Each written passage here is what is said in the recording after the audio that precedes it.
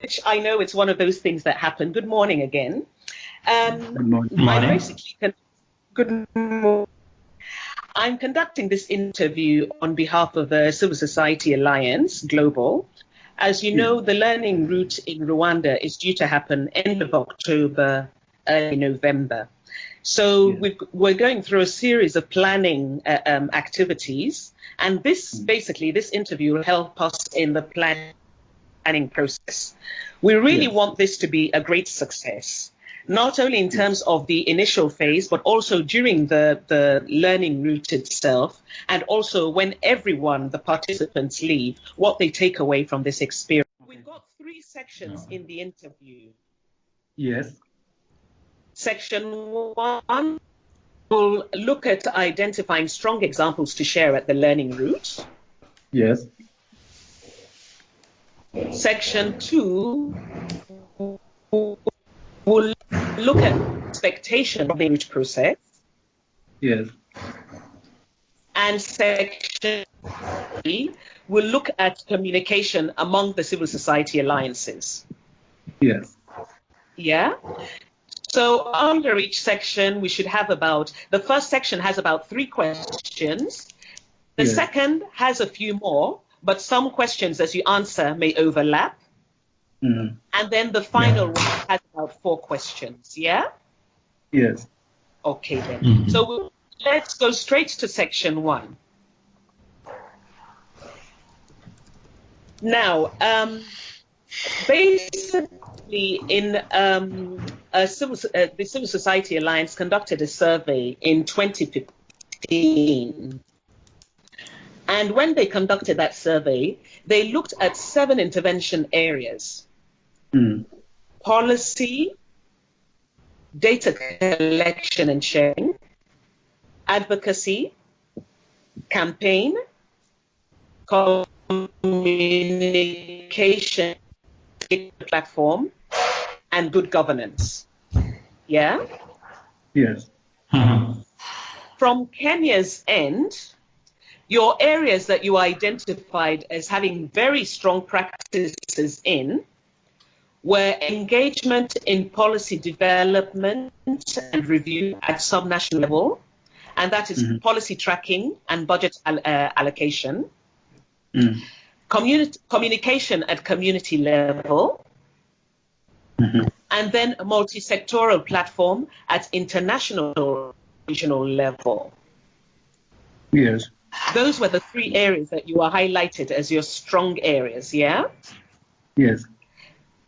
So I just wanted to find out from you which of these you feel is your strongest area of intervention and why. Is it from the side? Out of the 3? Yes, out of the 3. Or it could be that maybe over time, that's also moved on to the other areas that I called out. Well, just to maybe start off, I know George is my colleague. He's also one of our executive committee member, and he'll also be chipping in just in case there is something that I've left out. Yes. So to start off, I think I agree with you that the 3 areas that you've mentioned, that is engagement in policy development and budget allocation, is one of the key areas that Kenya is very strong at. MSP, that in the national and regional level, and then communication at the community level. So at the, when you talk about policy development, which again we still rate highly here in Kenya as an area that we've done so well. They are currently a policy that is national food security and nutrition. Yes. That we are using as our basis for our advocacy activities, and also just to ensure that we are putting life into it. And one of the key things that this policy outlines is the setting up, or rather enactment, coming up with a bill that can help it get the force. Remember, Kenya as a country has gone beyond the central system of government to the evolved system of government. And this policy outlines, or rather guides us on how issues of food and nutrition needs to be entrenched within the county governments. So what we've done around this particular area is to organize for events with the key policymakers and the legislative players like the National Assembly, Parliament, both National Assembly and the Senate, where we are currently in discussion on how we can have this come out as a bill that can therefore have a force to help us establish the required structures, not just at the national level, but at the country level, so that we are able to have a good coordination. We have a good coordination of nutrition issues within the country at the national and at the county level. Now, even as we do this, there are other activities that we are already started off with, and one of them is the issue of budget analysis and allocation. Yes. Our Kenyan constitution allows for any budget that is supposed to be adopted by the government to ensure that there is public participation. And our role as CSA first is to ensure that the public is aware of these processes, and even as the allocation is being done, ensure that there is allocation to nutrition. Okay. Common tendency has been that we are challenged and told that we have resources being given to health, and we are saying no, health is not nutrition, and nutrition is not just health. It goes beyond that. We have to make sure that when we are allocating resources, there is resources that have been set aside to be factored in terms of supporting nutrition, both at the national and at the county level. And we have areas that we have had success, and I think George can help me. George, are you there? Okay. So I can take it up. Yes, I'm there. Thank you so much for this session. As to add on top of what Nicholas has said, first, as Kenya, we are so blessed that we have a constitution that is all-inclusive. Number two, we realize that since the inception of Sun movement in Kenya, there is a very key document that we have developed as a team that is all sectors inclusive and all networks inclusive. This document is called National Advocacy, Communication and Social Mobilization Strategy. Okay. This particular document... Call it to me again. National Advocacy and Communication Strategy. It's called National Nutrition Advocacy, Communication and Social Mobilization Strategy of 2016 to 2020. 2016, wow. This document this document, before it was developed, the consultant engaged all the relevant stakeholders, both national and county level, to identify key strategic issues which are affecting nutrition programming in Kenya. Okay. These are grouped into three strategic pillars. These are grouped into three strategic pillars. Pillar one is on governance. And on governance, we are looking at political prioritization, enabling environment in terms of policies, multi-sectoral platform, and also sector-specific coordination. And also another strategic pillar is about capacity to deliver. Under capacity to deliver, we have issues like human resource, financial resource, M&E, financial management, the equipment and other structures in the health and other sectors facilities. Then the third strategic pillar for this document is behavior and practice. Under behavior and practice, it looked at it that we are advocating for supply, but then demand also must be a very key issue.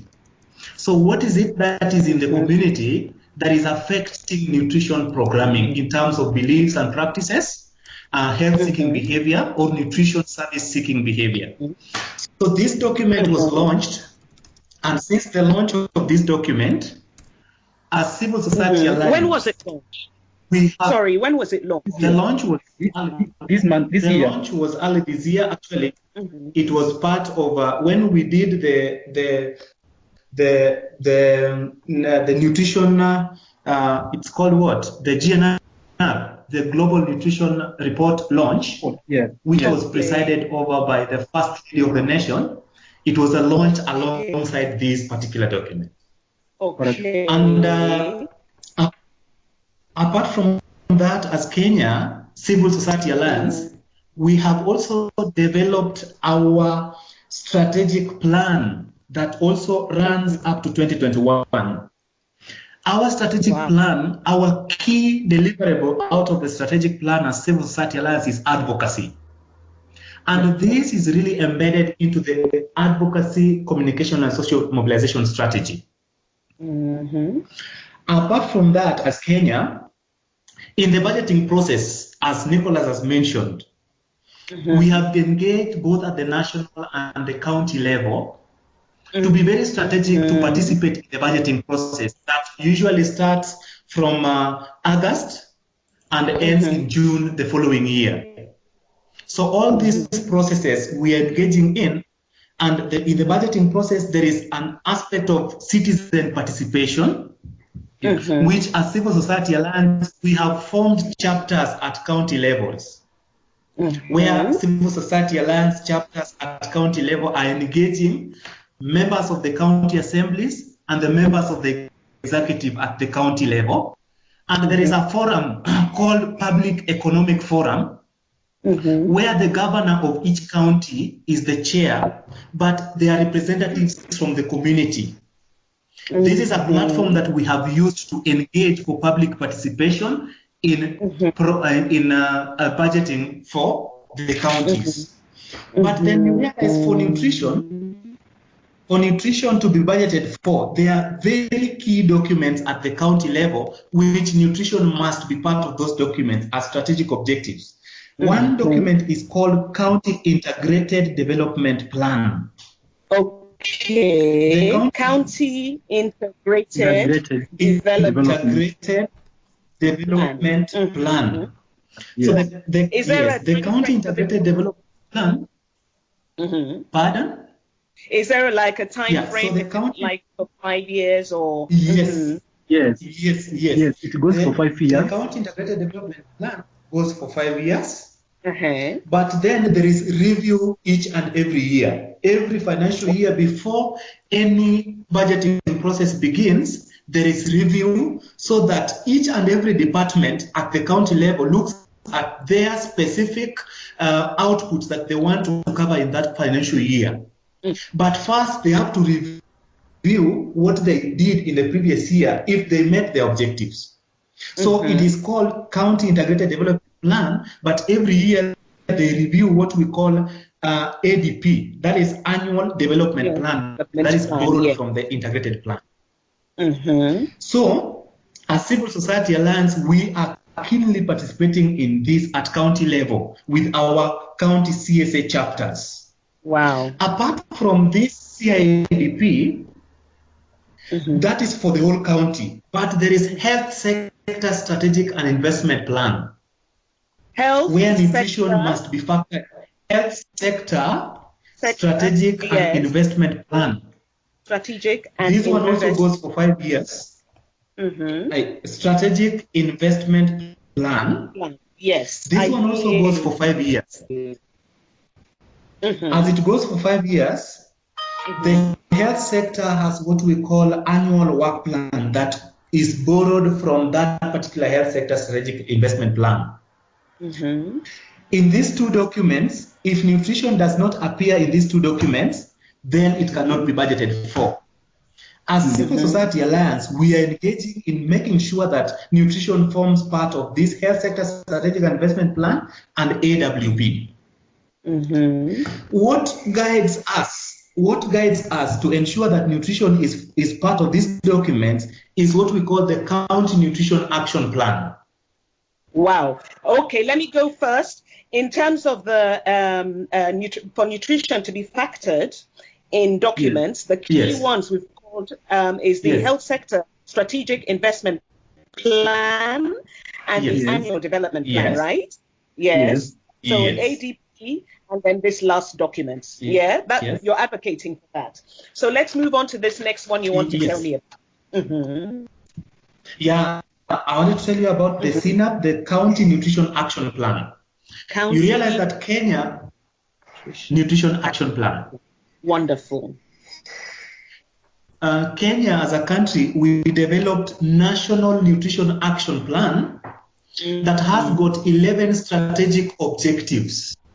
That is ensuring that for us to scale up nutrition, we will have met those 11 strategic objectives. So this one has also been customized in each county context. Because in Kenya, we have both arid and semi-arid areas that have their unique kind of nutritional needs. And those other areas that have their other, so they customize it at county level. As Kenya, we have supported the development of these integrated, the so-called county nutrition action plans with the 11 strategic objectives at county-specific level in the development, review, and even in production of copies, so that relevant stakeholders are very involved in this. So in policy environment, that is a nutshell of what, together with what Nicholas did mention, that's a nutshell of how we have been engaging. Wonderful. Maybe just to say something small in addition to what my colleague George has really elaborated on. One of our successes based on this policy work has been our advocacy efforts under budget hearing sessions. And I want to point out, for instance, here in Nairobi is a county by itself. Through this engagement, we've had the county allocating some money, which was never there before, to nutrition, saying, having heard your case, and especially looking at the document that he has referred to, we feel that we are not doing justice to nutrition. And to start us off, we are going to allocate some money to ensure that we are able to meet, or rather the county is able to meet its nutrition targets. And so I'm happy to say that there has been a positive response from the counties where we carry out these activities, and we started seeing now some allocation coming in from the counties, from the members of the county assembly to support the cause, and we believe this is the way to go. So how much money has been allocated? For Nairobi County, we've had an allocation of from nothing to 50 million Kenya shillings. Wow. And that's sort of what percentage of the budget that should be allocated to health or, their programming? Yes. Let me just come in kidogo shortly.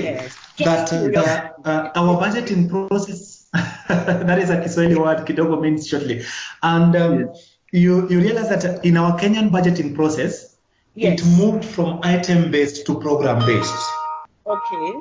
And program-based would mean that in the health sector, we have different programs. So nutrition itself, in Nairobi County, you realize that there is that 30 million, which if we now look at the total county budget or county health budget, we can calculate very quickly and get to know the percentage of that from the health. And you realize that the budgeting process majorly relies on the counties. For all these programs that we are saying, it's done at the county level. So each county does budgeting on their own. And therefore, we may not be able to quantify how much percentage of the total country budget is allocated to nutrition. If we go county specific, like if I talk of another county called Tana River, we realized from zero. We realized from 0 to 4.8 million Kenya shillings, which is a little percentage of the health budget in the county specific. But each and every county is very unique, depending on the amount of the budget that is allocated to them. Okay, no problem. But I think this is a really good example, really rich example. I might come to you to query a few things as I transcribe the notes. No problem. But in the meantime, I think this is all very clear. This is wonderful. So definitely policy engagement is your number one. You've got a lot of rich examples to share from that. What about the other two? We've got communication at community level and the multi-stakeholder platform. Anything on that in terms of like your next strongest or priorities? For me, communication, again, I'll tie into what George just hang on a bit. I know you'll come in again to help me out on it. It's very exciting, I know. Yes, what I know about communication, as George has already mentioned before, what is guiding us right now is what we are calling National Advocacy and Communication, SSM, a social mobilization strategy. This is a document that every person who is engaged in communication, community-based communication, has to rely on or rather refer to. So we are talking about in each of the counties that we are saying this is what we are doing. We have a clear and a common message that we are sending out to them, and we are guided by this particular strategy. So I just want to say that yes, we have our communication being done at the national and the county level, and it borrows heavily from this strategy. And the framework that yes. Just want out of curiosity, were you involved in the development of this document? Oh yes, we were. We were, and we are not just attributing to ourselves as Sun CSA Kenya alone.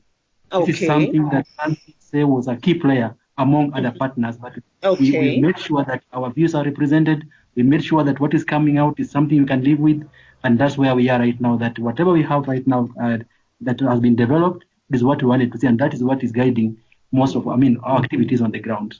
Wonderful. Okay. And this document is also another strategy that goes on for 5 years, or is it something that's reviewed on a regular basis?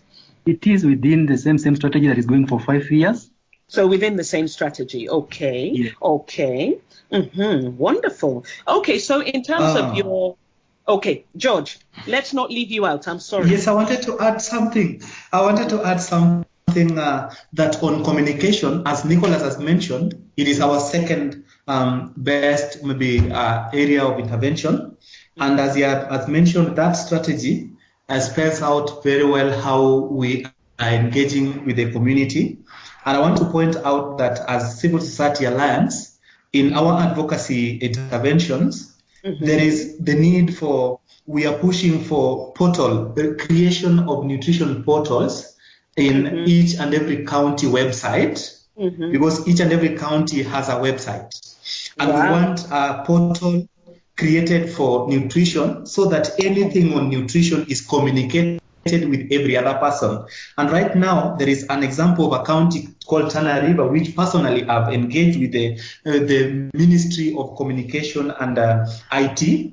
And they're in the process of sensitizing the health and other stakeholders on how to use the website and how to upload documents on the website in view of creating a portal for nutrition. This is where we are going to ensure that nutrition profile per county is developed, where we are intervening right now is developed, so that we have a brief fact of nutrition situation in each and every county and posted in the county website.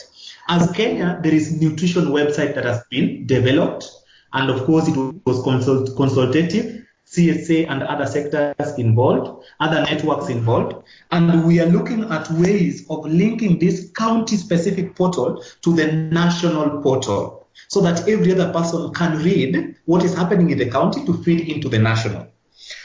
Apart from that, to communicate or to engage with the community, there are radio talk shows. There are radio talk shows that are usually taking place. Like when we go to multi-sectoral platform, we are also encouraging sectors like agriculture and health to come together in a particular local FM radio station to engage in what are the programs that they are offering, the services that they are offering to the community, and how can the community get involved, how are they getting involved, and what are the key challenges that are they facing, so that the community also can be part and parcel of the decision making. There is a platform even for accountability, where we even bring the executive, that is the executive from the county, and the political wing from the county, to just engage in a public forum to just showcase what is it that the county assembly is doing in terms of budgetary allocation, policy formulation, making sure that nutrition has got a buy-in and nutrition is talked about and nutrition is provided for a space in the county, and what is it that the executive is doing. In this, it is a platform for accountability. There is also another vehicle that we are using as Civil Society Alliance. It is called in Kiswahili Bunge la Wananchi, People's Parliament. So people in each and every county, yes, there is the People's Parliament where they even have their speaker. So this is just purely the community members trying to engage the county governments in being accountable for all the development issues they have in the county. So this is also a platform we are using to make sure that we make them aware, that particular structure, we make them aware and so informed about nutrition and the gaps that exist for nutrition. And when they now engage the county governments, they engage with nutrition in mind. That what is it that they are doing for nutrition so that malnutrition is a thing of the past in Kenya. Okay. There is a thing which is an opportunity. Yes. I just wanted to ask, with regards to, because you've done a lot of work, very interesting. I just wanted to find out whether, as a result of your engagement, and I'll need to ask you when you started the Civil Society Alliance, whether you found a reduction in malnutrition as a result of all of this good work going on. Sorry, I seem to have lost this in between some interruption. So, just in terms of all of this information coming out, I sense there's been a lot of work going on, really interesting work. And the community engagement, they're involved in the processes. I just wanted to know whether there's been you've seen a dramatic shift or reduction in malnutrition as a result of all these sort of interventions. Well, I think just to attempt to respond to that, I have to be honest that since this was formed, first of all, our KDHS, Kenya Demographic Health Survey, indicated that there was a reduction, but we could not attribute that to our effort. We can't really attribute that to our effort. In fact, we felt that we still have the cases of malnutrition.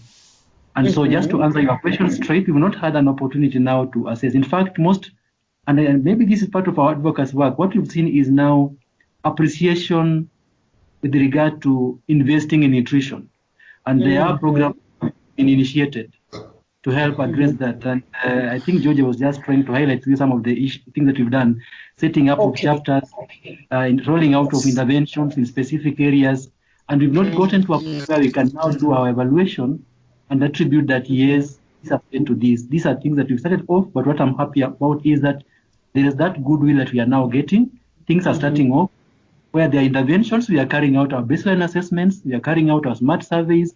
And we hope in the next 2 or 3 years' time, I should be able to you. And hopefully, as we hand over our leadership to the next office bearers to say, this is how we've seen this coming down. But as it is right now, we've not done that yet. Okay, no problem. It's very, very good. Very good. Thank you so much. Now, in terms of sorry, George, you wanted to add something? Yeah, I wanted to add something that, as you asked, the Civil Society Alliance Kenya was formed in October 2013. And I think that is an area that you asked. And since that 2013, those interventions that we put in place, and there is the KDHS that Nicholas has just mentioned. It is usually done periodically. The latest one, 2014, revealed that we have 26%. That is 1 out of 4 children in under 5 in Kenya are stunted, and it reduced from 35 from the previous one. But then, as he did mention, we can never attribute it solely to our interventions. But then you realize that even before the scaling up nutrition movement, there were actors which, as we are inclusive, we were acting separately. And I can say that as a result of our efforts, separate interventions, that reduction was realized. But then since now the SUN movement was realized, now we have come together to pull our efforts together. So we only need to see before the interventions as a joint force and after intervention as a joint force, what is the magnitude of nutrition, maybe malnutrition cases in Kenya, so that we can compare and say that our joint efforts has yielded this much result, and our separate efforts has yielded this much result, which I think the forthcoming KDHS will be able to reveal. But as at now, we can only talk of the county-specific SMART surveys, the CAP surveys, and the rest of the things, which maybe may not give us a whole picture of Kenya. It was just curiosity from my end, but I can appreciate that it's over time, the measurements will be made, but it's usually something that's difficult. I mean, your contribution could be quite a lot without you realizing it. You see what I mean? But I just wanted to see if you had information on that. Wonderful. Okay, so let's go to section 2. You're happy with this section, or you want to talk about the multi-stakeholder platform as well? Yes, I wanted us to talk about the multi-sectoral stakeholder platform, because it's also another key area that we are really grappling with in Kenya.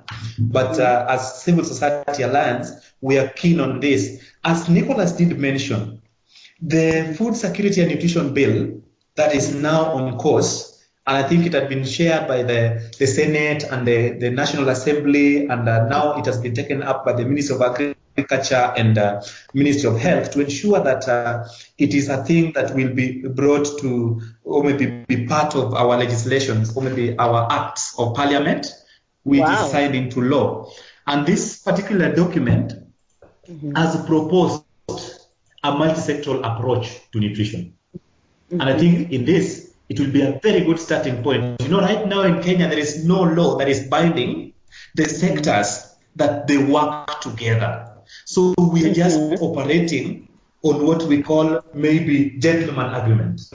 But on the basis of the gentleman agreement, we have tried the much we can at county levels to sensitize the respective sectors and various actors on nutrition. And I think the latest is just a week ago, which we sensitized Homa Bay County as one of them to have a multi-sectoral approach to nutrition. This is where water and sanitation is included, gender and social protection included, agriculture, health, and other actors, the Civil Society Alliance, Bunge la Wananchi, the media, all are coming together. And already they're in the process of developing a TOR, the rule of engagement. What we want, already we have done co-location, where the partners, the sectors are coming together. Then now we want to do a coordination, where now they start planning together. They now do budgeting together. Then after that, there is collaboration. But we don't want to leave it at joint implementation.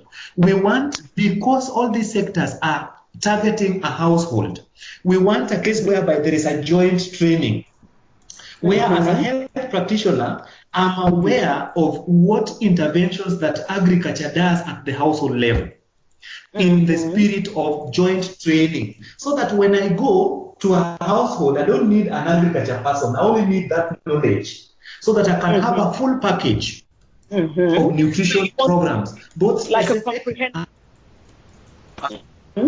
Yes, a comprehensive package. As a health practitioner or as an agriculture practitioner, I have a comprehensive package that I can deliver to this particular household in one go. So that is an approach that we are really working on as Kenya. And I think that food security and nutrition policy bill is going to unlock many things should it be passed. And just to add on to what George has said, and through what he says, this is one area that we really want to learn from other countries to see how have they been able to do theirs, because we believe much of what we've initiated, much of the good work that we are doing can only be sustained if we also ensure that a multi-sectoral platform is addressed fully.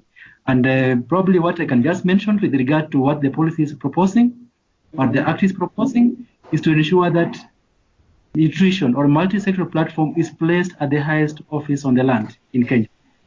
We want to see this being moved away, because right now we are doing this and having a lot of goodwill from the Ministry of Health. But then, how do we make sure that this thing goes to a place where the president has it as part of his indicators, that what is health is doing, what is agriculture doing, what is education doing, what are all relevant stakeholders doing in line with nutrition? And so The bill itself proposes that this platform needs to be convened at the highest level, and that is probably most at the office of the president. And when it comes to the counties, again, the counties take it up at the highest level, and that is at the office of the governor for every county, so that even as we work with gentleman's agreement, someone doesn't turn around and say, this is what I agreed, that was then, and right now I can do something else. No, it is in law. It is in law and firmly held up there. If you fail to adhere to it or observe it, then you also have legal issues to address when it comes to being held accountable. So accountability is a key. Sorry? Accountability is key here, yeah? Yes, because if it is not, if it is effected and the way it's been put in the act, no one can run away from it. It's not a favor that someone will feel like they are doing. It is in law, and you have to observe law. If you violate it, then, as I mentioned before, again, there are repercussions, which I don't think any one of us would want to face. Exactly. Wonderful. This has been a really interesting section. We move on to section 2 now. Basically, as I was saying earlier, the aim is to build a civil society alliance capacity. This is also at individual level, yeah? Yes. So the learning experience is expected to go beyond Rwanda. So hopefully it is expected that maybe when you leave Rwanda, you not only leave with something, but you might be able to join up with other civil society alliances to be able to sort of replicate this idea, because I think it's a really interesting way of learning and working together. Yeah? Yes. So just in preparation for this process, we really want to find out your expectations, yeah? Now, what do you expect to get out of the learning route experience in terms of the participants who will be attending? Well, just to start off, what I will want to see happening after the Kenya CSA participation, if we are considered in this event, is first of all to see, as we mentioned before, much as we've shared these good stories that are happening in Kenya, there are also areas that we also want to learn and see how well we can do them. And one of these is just to see how we can make sure that scaling up nutrition activities are fully taken to the grassroots. Because Kenya is the 44 counties that we are talking about. And we want to see sure that our vision is to see that Kenya has a strong stand movement to be able to operate by themselves. And so what we'll want to see from our county, from our representatives is, or expect from them is to bring us that insights, those good things that are happening in other countries that we can borrow from and apply that within our Kenyan. Because I believe this is a very timely event that we can learn from and borrow heavily from when it comes to decentralizing. That's the word, decentralizing, scaling up nutrition from the national to the county. We've begun, yes, but then we cannot say that we know everything. We also want to learn from that. We want to learn the mistakes that they made and how they were able to overcome them, so that we do not repeat the same mistakes when we are doing this as well in Kenya. So this is one area that I want to see. George? Wonderful. Okay, and George? Thank you. Thank you so much, Shiateya, Nicholas. In addition to what Nicholas has mentioned, as I look at the 4 specific objectives of the learning route, one is all about that the innovative approaches that each and every country has in making sure that we scale up nutrition in our country specific. I'd love to learn this from the successes that each and every country has to showcase and the approaches they are using. I know each country is very unique in terms of governance structures. How do they embed this nutrition or scaling up nutrition approach in their governance structures to achieve the successes they will be showcasing? That is an interesting area. I'd love to. Then the policies. How are they engaged in the policies? The policy formulation, the policy implementation, how in their governance structures? What major role do they play? Is it participation? Is it taking lead? Is it giving technical expertise? How do they engage with the relevant key people who are involving in the policy formulation? Another thing that I would love to know, as Kenya, we have this advocacy approach but we are lacking certain expertise in developing certain tools for communication, or using certain tools for communication that we can use for specific audience. I would love to know how to develop certain tools for communication, communication tools like, for example, just drafting maybe something like a position paper as a smallest example, something like a policy brief on a specific issue, developing something like budget, such like things, memorandum, such like documents. How would we tailor them to a specific audience? That is something that we really need support in, and I would love to learn from our counterparts, how they are really engaging and how they are really developing these documents. Okay, wonderful. And also, how do you plan to use what you've learned, either directly or indirectly, from this experience? Yeah, just to again pick this up again. One thing you realize is that these things that we are discussing are really within our mandate as Kenya Sun CSA. At the beginning, we talked about Kenya Sun CSA having come up with a strategic plan that is running from 2016 to 2021, around there. And these issues that you're talking about, decentralizing and carrying out advocacy, the tools that George has mentioned are areas that we've outlined that we want to do. So once we get this opportunity, I do not think it will be a very perfect time for us to start putting life into the policy documents that we've outlined. And so, by virtue of I myself being the chair of Scaling Up Nutrition, I'm really supporting this, and I believe my committee also is supportive of this.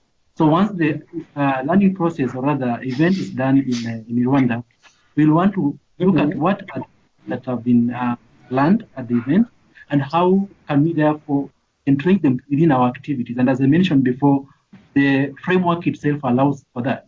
And so we'll be supportive to ensure that, one, all our membership, we are talking about 58 CSOs in Kenya, are brought to know what and share with them the information so that they can also understand where they are coming from, and therefore involve them now to ensure that they take it up and ensure that we are applying what you've learned within our own context.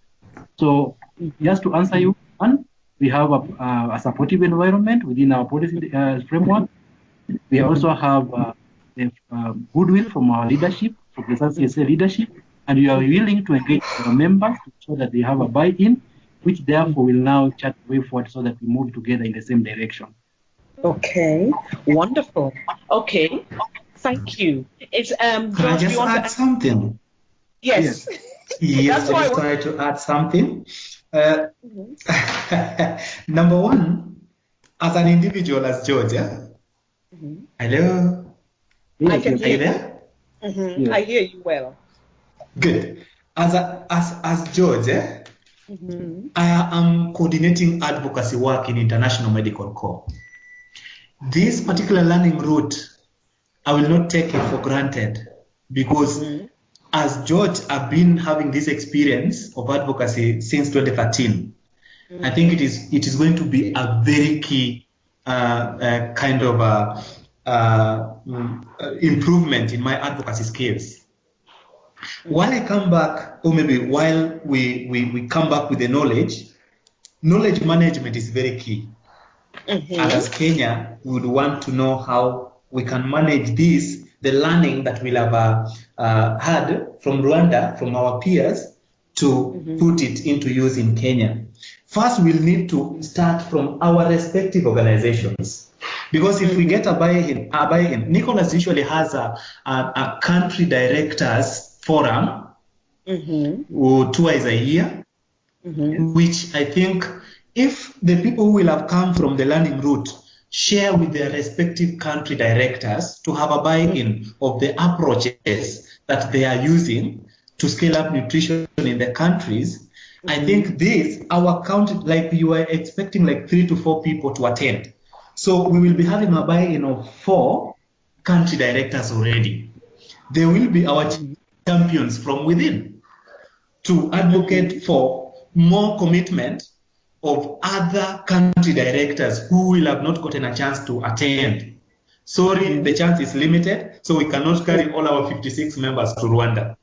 I know. This in itself, that approach in itself is going to help have or inculcate a buy-in of the scaling up nutrition more and more on how to engage with the country, leadership.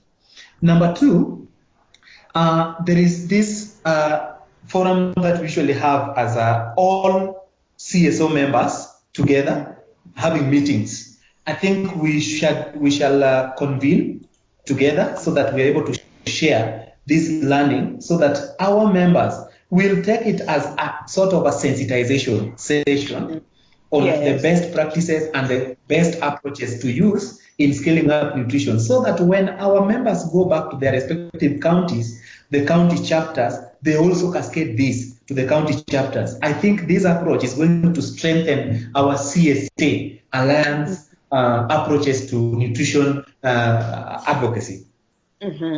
Wonderful. Okay. This sounds good. It sounds good. So now I move on to the next section. Yes. Yum, yum, yum, yum, yum. I think I'm just enjoying myself. I know.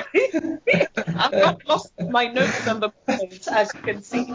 Now, in terms of just preparing the people who will be going to Rwanda, what do you think the CSA could or should do to ensure an enabling learning environment before and after?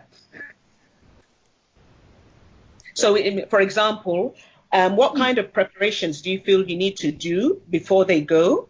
And then after, what will you do to facilitate that, obviously, all that they've learned, they're able to disseminate and share? You've mentioned some of these meetings, so I'm assuming on return, you'll obviously set up these sort of meetings and opportunities for them to share anyway. But what kind of preparation process would you engage in to ensure that they're ready to really share your best practices when they go, to really engage in the process when they go? I think for me, just thinking on my feet, first of all, once we identify the people who are supposed to represent Kenya, I want them to be now involved in the preparation as you are asking. But then, how is the program like? What is your role, and are you prepared for this? Yes, so for me, it's more about them being clear about the expectations in terms of, like, what you've just done, by the way, is a very good thing, because I can feel like I'm doing in Rwanda. And not just as a very right, also having an active role. So those who have been picked, I also want them to have a similar experience that, hey guys, these are learning opportunities, but you also need to rise up to the accreditation. So can you also let us, know how you intend to participate in that, but then prepare fully? The schedule that we're going to follow again, they also may need to have a role in terms of giving their input. I believe this would have also helped me achieve what I would have wanted, or maybe how I have wanted. So the schedule that they will be using or will be used during the event needs to also have their input as well. And then a flip side of that now is what happens when they come back. I think we've tried to just give a highlight of what we intend to do, starting with giving them a supportive environment. And we've, I think George also itemized showing that the county directors are supportive, giving them the forum to do that, and just asking to ensure that this goes down to where it is supposed to be in terms of reach. Okay, wonderful. George, you want to add anything? Yes, Ramatu. I'm also feeling like I've come from Rwanda. Number one, yes, you realize that this now boils down to our governance structure as CSA Kenya. Kenya, we have got the executive committee chaired by Nicholas, and after that we have got subcommittees, that is the working groups. I would love that once we have known who is coming to Rwanda, I pray that I be part of it, who is going to Rwanda, we decentralize this thing first, the preparation to be decentralized to each subcommittee. the advocacy subcommittee, policy and governance subcommittee, and resource mobilization subcommittee, so that they are able to prepare from those ends. From there, we are able to take this now to the executive committee to look at or to consolidate whatever the preparation that is on. Then is when now the team that is going to, we would love that it be an all-inclusive thing, so that whatever is presented in Rwanda is the voice of the Kenya Civil Society Alliance.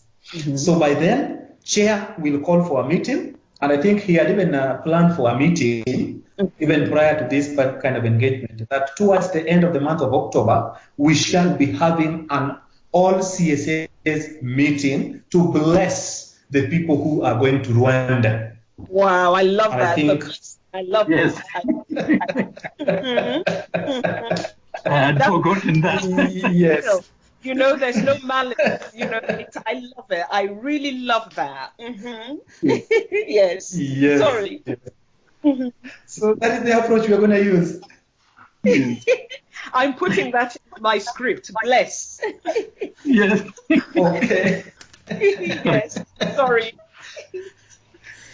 Okay.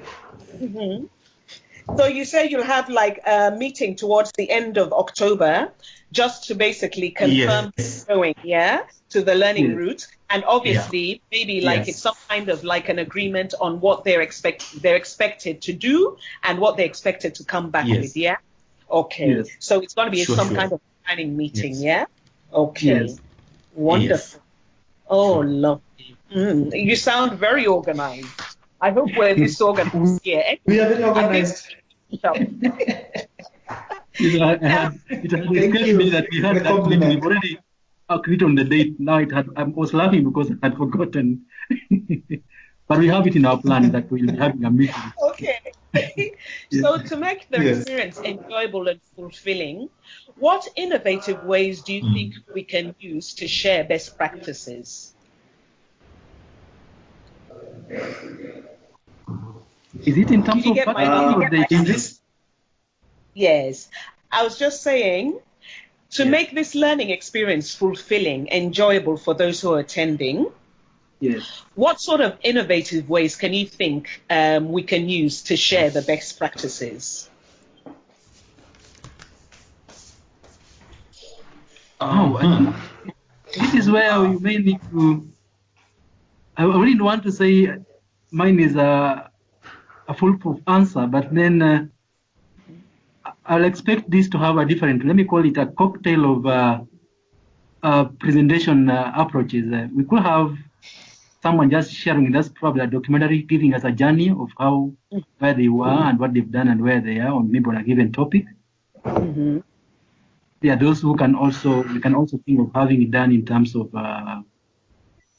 presentation, but every presentation probably also allow a bit of group discussions and engagement, so that also people don't just sit and learn in a passive way. So group discussions, cocktail presentations. And then, of course, especially for those who will be doing this from a host country, I would expect us to have it, feel it, see it. There where you can, I know I had seen a bit of that in the program, where you can have field visits and get to see what they are telling us about how is it or how it has worked, or if we can invite someone from the government on that side who has worked on that particular success, coming in and also giving a testimony on how it has worked and how they've been able to go about it. Okay, so like a testimony from a government representative, that would go down really well. Okay. And what about George? Yes, let me pick from the testimonies. I love the fact that we would for us to ascertain that it is indeed a success story. Of course, in this case in Rwanda, because we may not carry all the government team from other countries.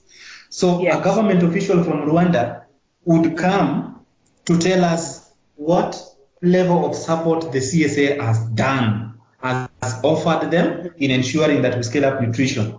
Then if we could go up to the community level, because I can see the program, the agenda is also to go to the community level to just see areas that they are intervening. How can we engage the community to just give a testimony? That is also a better approach, which though I don't know how best you can do it so that it doesn't appear as if they are informed in advance, so that they prepare. We don't want the community to be prepared. We want the community who have been the beneficiaries to get to be involved in a unique way that they are not prepared, so that there is this coaching thing. Apart from that, I would love that if we could have a panel discussion, and a panel discussion in a case whereby we bring Kenya and maybe Zimbabwe, for example, in a panel, and there's a moderator who is asking key questions, and the people are listening, and now there's a session for questions and answers. In that, there will be a learning. Apart from that, if we would organize in a way that we take maybe two countries, like for example, we take Malawi and Tanzania, put together. Then now they go and share in a group, as Shiateya was saying, they be in a group. So Zimbabwe will share what they have done, or maybe I talked about Tanzania and Malawi. Malawi will share to Tanzania what they have done. Tanzania will take notes and put in PowerPoint presentation. Then it is Tanzania to present what they have learned in that group discussion from Malawi, to present to the whole team, so that Malawi will confirm that indeed Tanzania has learned what we are doing, or let us add 1, 2, 3, 4. Yes. I like that. As they are listening, it is the Tanzania that is presenting what they have shared with them in their group discussion. So in that, it's going to be interactive, and I think from that, if Tanzania can make notes of Malawi and present in front of everyone, they will have learned and internalized. Yes, Kenya does the same with Uganda, though don't put us together with Uganda, because Uganda is our neighbors here. Or with Sierra Leone. Probably. And yes. Yes. Yes. I like that idea. Yes. It's a really good idea. Yeah. Sure. Yes. Anything else? So those approaches you can. If that is it, that is okay, because we've got some really interesting ones here. We've got 2 from you, the panel discussions, and then this sort of cross-learning where the other country is actually now giving feedback on the other country's best practices or experiences. Yes. Yes. And I think that is wonderful. It forces them to listen and to really, like you say, internalize, bring on board all of the things they find interesting about that country's experience. And I guess for adult learning, it's important that we do these things, because we want you to leave with something rather than leave as you came. That would be a waste of resources and opportunity to network and work together. Yeah? Sure. Okay. For me, I was looking at it beyond this particular activity. Yes. And I'm happy you also asking on what modalities that are going to be put in place to ensure that the learning goes on beyond the Rwanda experience. Yes, and for me, I was also looking at it from a different angle.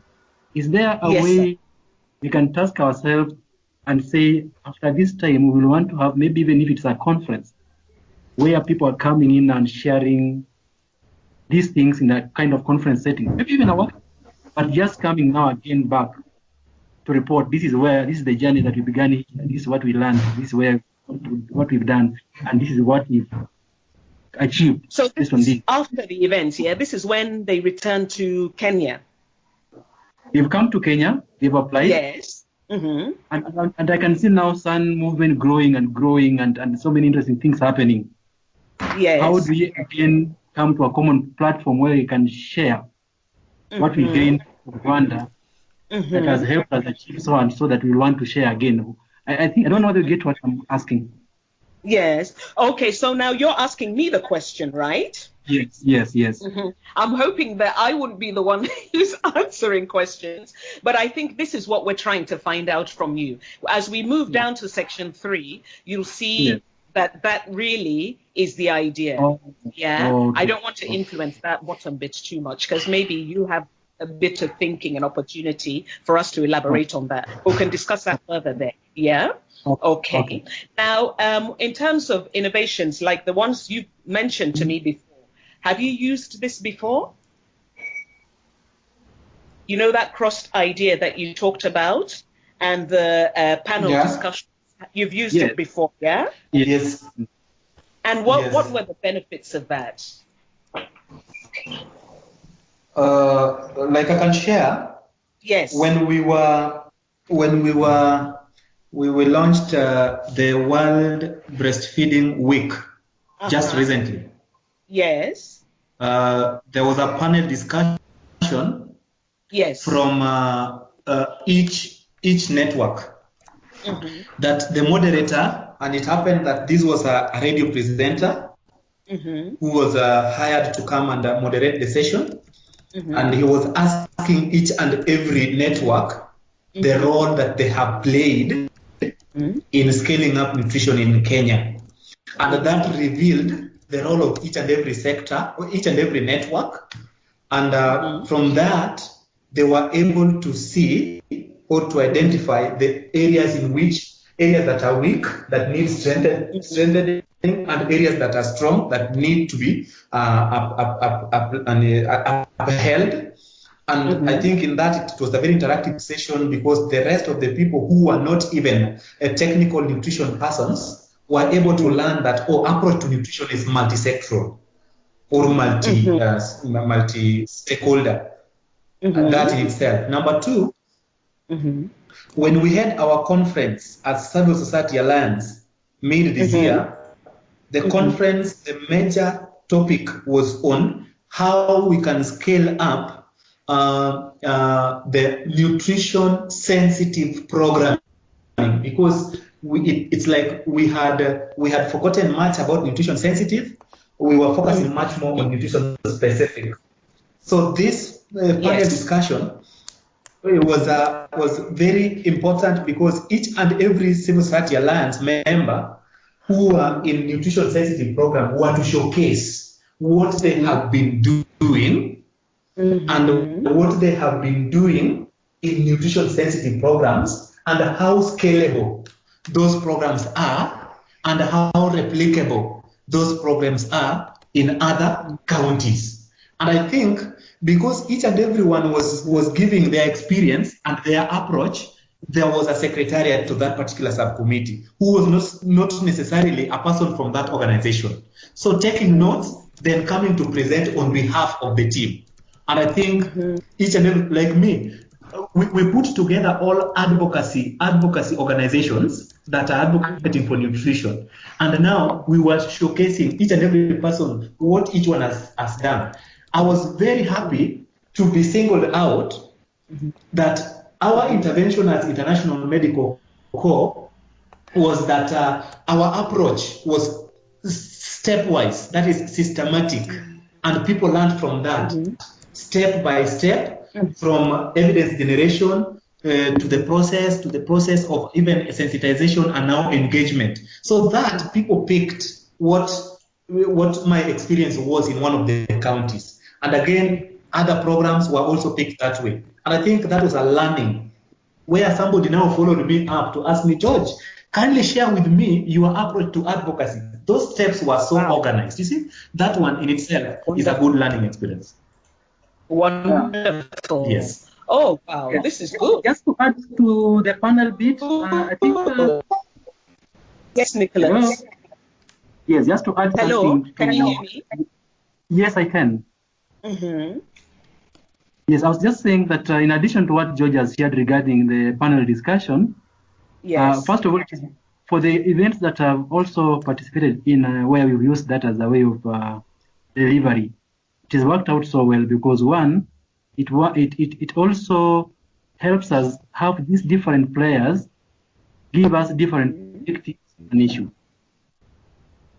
because there are questions, key questions that we will want to have them respond to. And the moment you post them, and you are having, say, for example, a political leader who is, for us, very key in terms of resource allocation and holding accountable the government. Yes. And we also have a technocrat, for example, who is charged with the policy implementation. And maybe as a member of civil society, you might present one question that their responses will be very, very approached from very different perspectives. And so for those of us, for those who are participating, you're able to look at this thing not one way kind of approach, but from a very different perspective, and you get to appreciate that from a political point of view, this thing is not working because probably the way you are packaging it is not palatable. The politicians, if you can make it resonate well with their aspirations, then they are likely to have a buy-in and not complain this anymore because they will have bought it simply because the way you pitched it, framed it, was responsive to their needs, because they also have their own needs and concerns. So unless you appreciate that you understand them, it will be very difficult. So for me, I normally find the panel discussion very instrumental in terms of helping us address questions that are nagging, questions that are pressing from different perspectives. And now we are better placed to know how to go about when you're engaging with a politician, when you're engaging with a technocrat, when you're engaging with a civil society or community member, because their views are very different. So you are addressing the same issue. And you're able to do that if you bring them to such kind of platform.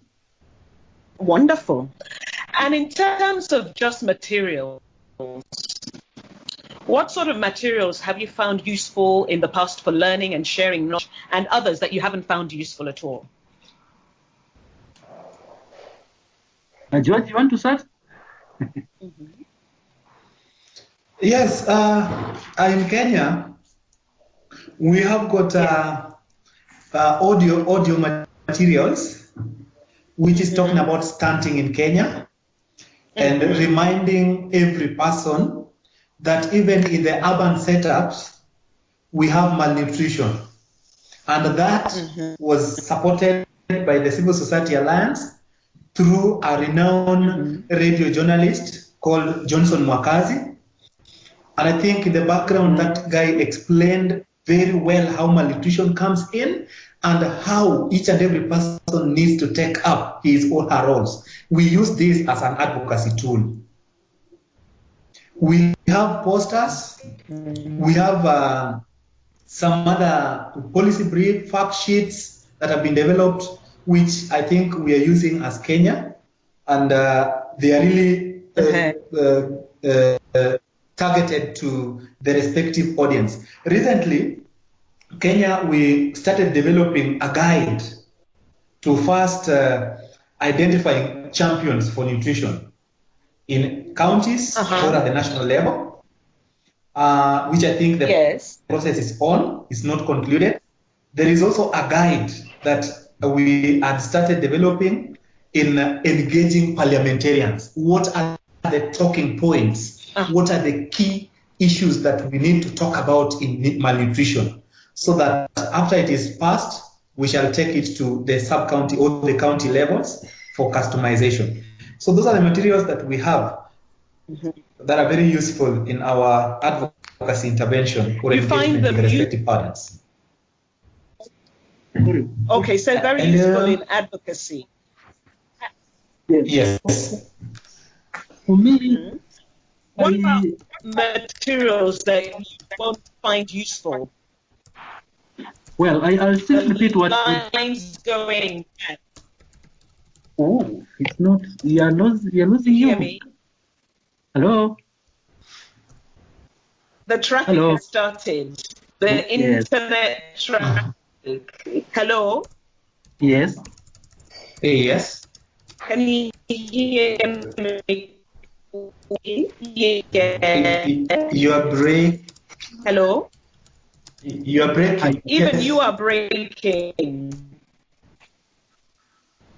Okay, I think there is a network problem. Hello. Yes. You can hear me? I think the internet is going a bit funny. Can you hear me? Yes, can hear you. Yes, I can hear you. Hello.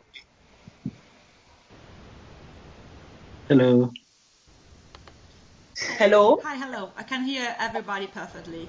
I'm still here, very silent. Okay. Just to remind you okay, a little bit of the timing, because it's really I fantastic know, and so interesting, and I love it.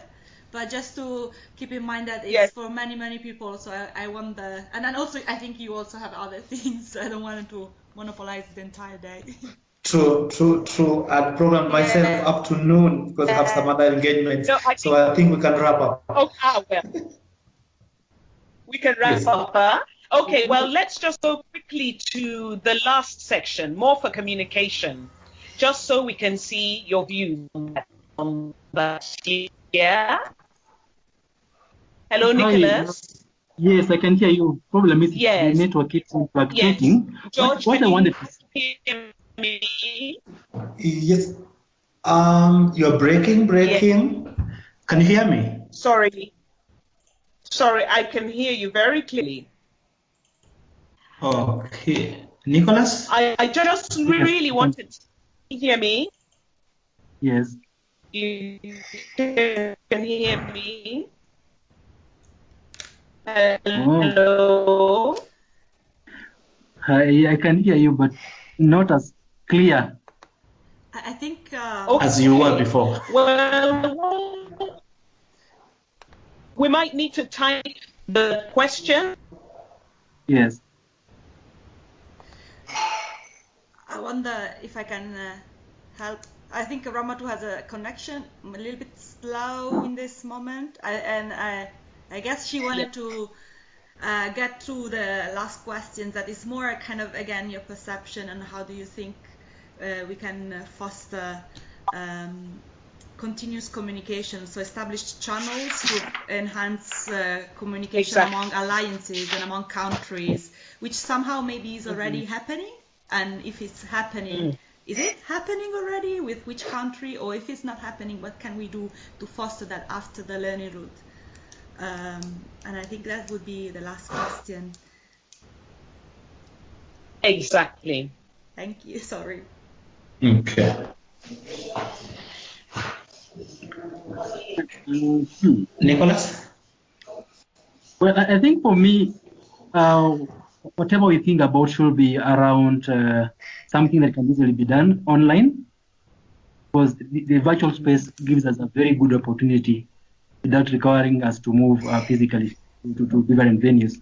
So for me, if we can think of something that we can come up with online, so that members and participants get to learn from each other, ask questions, get someone who can also share with us the experiences in a way to address them, I think it will be good. I do not have really a specific way of doing this, but if you are to think about it, then let's think in terms of a virtual kind of platform.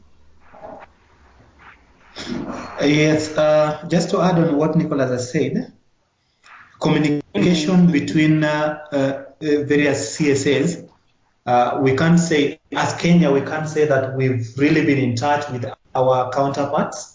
And I think this is the opportunity that we are going to learn on how to maybe keep in touch every time for more updates.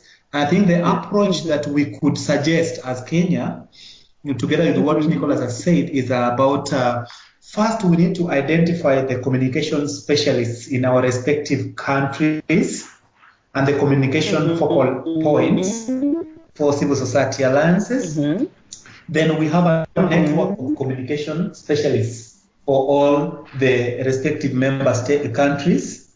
And from there could be a template developed jointly for maybe updates, so that at each and every time that we maybe after 3 months or 2 months or whatever we'll agree, that template will be filled based on what you have achieved in that line, so that we keep track of what we are doing, of course with the mandate of each and every CSA.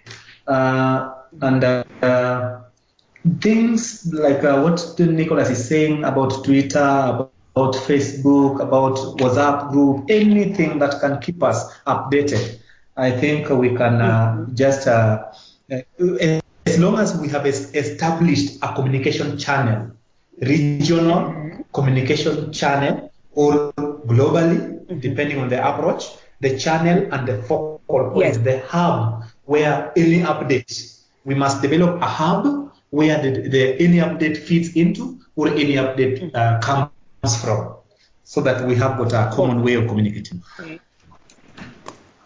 Wonderful. Yes. And what do you think the advantages are or disadvantages are of the various channels you talked about? For example, we talked about Facebook, Twitter, WhatsApp. Yes. What are your experience in terms of advantages and disadvantages? You have to be really before. Sorry, George. Let me go first, George, with your permission. Yes. You chair, just go ahead. It was an inspiration. I couldn't hold on to it any longer. That's why I have to say it now. That it all depends on how you want to share this information. Is it how useful or how critical is it? Do you really have to share it? Because I am just trying to prevent a situation where people do not also feel fatigued, that when there is information being shared, it's either information that they will not find so critical to what they are doing. So whoever is coming will be helping us out on this should really be, in a way, strategic, knowing that this is very key, that everybody will appreciate. Of course, they'll also help the person know what they want to see being shared, so that they do not feel like just another one again that I don't think will help me. Because when people get into that kind of fatigue, even when useful information is shared, they do not give it the seriousness that it deserves. Exactly. So it's more about just giving it a bit of time to really understand what people want. Let them give you their input, and also maybe regular feedback also from their end, how they feel this thing is helping them. Because I know people always want to assume, because the other one did not address my issue, my need is the same thing with the one that is coming next time again, and they start shutting off from such kind of. Okay. Yeah. Okay. Can I add something? Covered everything. Anything else before we close? Hello. Yes. Maybe. Hello, yes. Let me add so that my chair will talk last to wrap up everything from our end. On the Facebook and the channels that we've talked about here, Facebook is a social kind of a forum, and each and every nation has its way of communicating and have their control measures of whatever the things that go public. And this is a thing that we really need to consider when we are engaging in such. What goes into the public, will it be palatable for the host country, or will it appear to the country as maybe a backstabbing? So we need to develop modalities, maybe the guiding principles on what to communicate, where to communicate it, how to communicate it, whom to consult with before you communicate a thing. Because we may communicate a thing as a civil society alliance, and yet it is not credible. It is not going to be owned by the state. We might find ourselves in trouble. So we must have modalities of engaging each other and even not leaving out the state, so that whatever we communicate is credible and everyone can own it. Yes. Okay. And last word from Nicholas. Yes. Well, for me, I think, as I mentioned before, there is a lot for us to really learn. And this is a very good event that I will want to. I don't know whether it's Ramatu who is selecting the people to participate, but I will really make an appeal for Kenya. There is a lot for us to learn through this event. And also to showcase also on what we've done. As I mentioned before, we are not the best, but then there's something we can learn from Kenya, and also is something we can learn from other countries, and we really want you to consider Kenya for that particular opportunity. Actually, I had a whole lot of my executive committee members lined up, but then I was able to get George joining us. We were about 5, so you can imagine how long it will have taken, because we are serious about this, and we really want to be considered. So thank you so much, and feel free also just in case there is something that you probably did not get a clear on, feel free to get back to us. We are an open country. You can copy George, you can copy my other members. I can share with you their contact so that they also give you their views, because we believe SAN can only be strong if you work as a team. Yes. I mean, what I would like to do is when I put the notes together, I would like to